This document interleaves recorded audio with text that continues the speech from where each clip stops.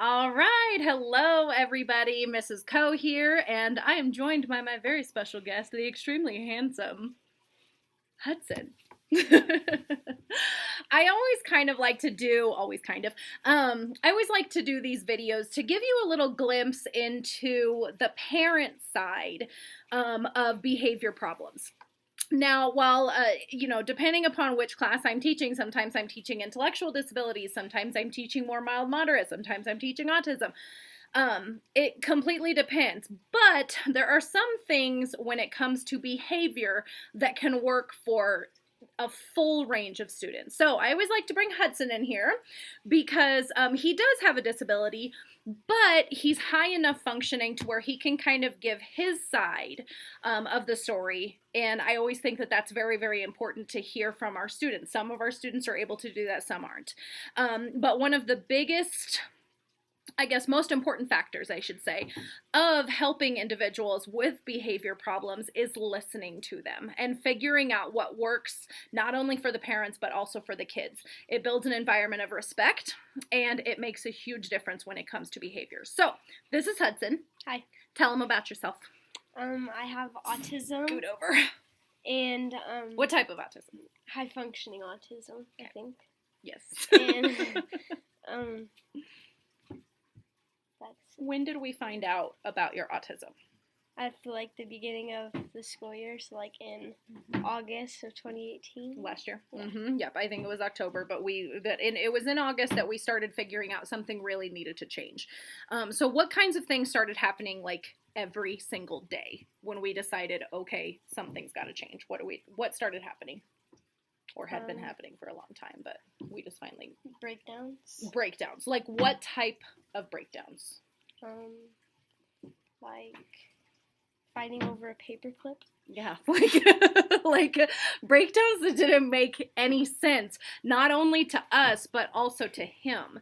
But he physically and emotionally could not get himself to calm down. And saying things like, calm down! How does that work? Not work. Not at all. Okay. So we could show you, if we look back behind here into our hall, we could show you what the door looks like. Mm-mm. You don't want to show them the door? Why not? Because it's broken. Because it's broken. Because we've broken a lot of doors and a lot of trim pieces. This child busted through a deadbolt. So, yeah, strong boy. And it was all during a meltdown. And so what we have found is that education is the key to being able to handle these types of things, right? Mm-hmm. The more that mom and dad have educated ourselves regarding Hudson's condition, the more that we've been able to help you, right? Mm-hmm. So what kinds of things help you so that you don't get to that point? What kinds of things help you? Drumming. Drumming! Hudson's a drummer. He's got a trap set. Fidgeting. Pen tapping. Going outside. Removal from stimulus. Or playing a game of some sort. Yeah, sometimes even technology does help, and it sounds weird, but sometimes it does, just to kind of reset his brain. So step number one for Hudson is always the removal from the stimulus, to be able to help him learn how to walk away. Now, how do we do if mom also gets frustrated? Not so good. One, we're like the same person, right? I reproduced myself in boy form.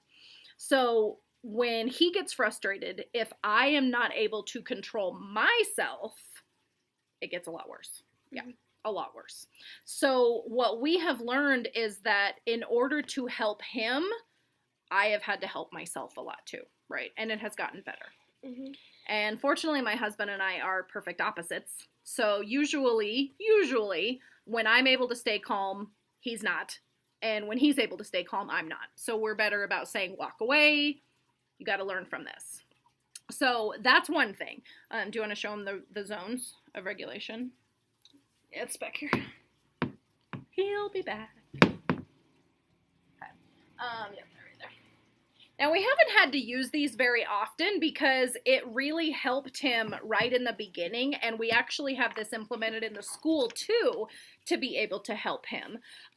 But we do use the zones of regulation. And if you haven't heard of this, I would definitely encourage you to check it out because it does help, doesn't it? Mm-hmm. The colors help him a lot. And like we said, Hudson has high-functioning autism, and even the colors are helpful for him to be able to study these zones and then to be able to say, Hudson, what zone are you in?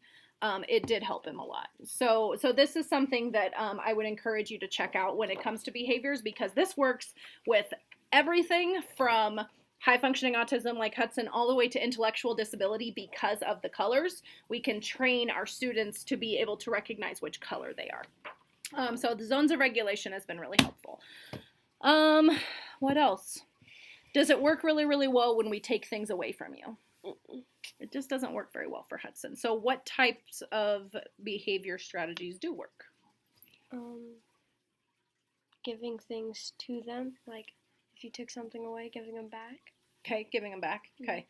Hudson has been more of a positive reinforcement kid. He does not respond well to negative reinforcement. It doesn't work for him. So a lot of the things that we have done have included more positive reinforcement. Even saying things like, thank you, Hudson, I appreciate you listening. He responds really well to that. So that's been something that we've changed on our end, being very positive. And I have never met any student, and especially my children, who don't respond better to positive reinforcement as opposed to negative reinforcement. And sometimes negative reinforcement does happen. It does. But that positive reinforcement seems to be a lot better. The other thing that we've learned is that we have the trail of Hudson, we call it. Okay, tell them about the trail of Hudson. When I walk back to my room, I tear apart stuff on my wall and grab like a screwdriver and throw it into the wall, and grab knives and throw it into the wall, and just looks like a tornado went through. He'll grab anything that's in his path and he'll throw it. So we do have to be really careful to try to not let him get to that point. But it does happen. So the trail of Hudson, what I used to do is I'd be so frustrated that I would go over and I would pick up the trail of Hudson after he got past it, because I have anxiety and I don't like my house to look like the trail of Hudson went through. Now what do? have me clean it up. Okay, but do you clean it up right away? No. No, because it's just going to get worse. So we leave it, and usually it's the next day before Hudson is able to go and clean up after himself and realize, oops, that was a mistake, right? Mm-hmm. And that helps too. So these are just kind of some strategies that we have figured out. Are you exhausted? Yeah. These are just kind of some strategies that we have figured out that work really well for Hudson. And then we've been able to use them for my other students with disabilities and such. So I always like to give you guys a little bit of a view into my life as a parent of two kiddos with disabilities, because Hudson, like we said, has high-functioning autism, and our youngest son, Asher, has epilepsy and anxiety. So not only am I a professional, I'm also a mama, and I think that I've learned a heck of a lot more from being a mama than I have from being a professional. So I always like to give you some tips from this side.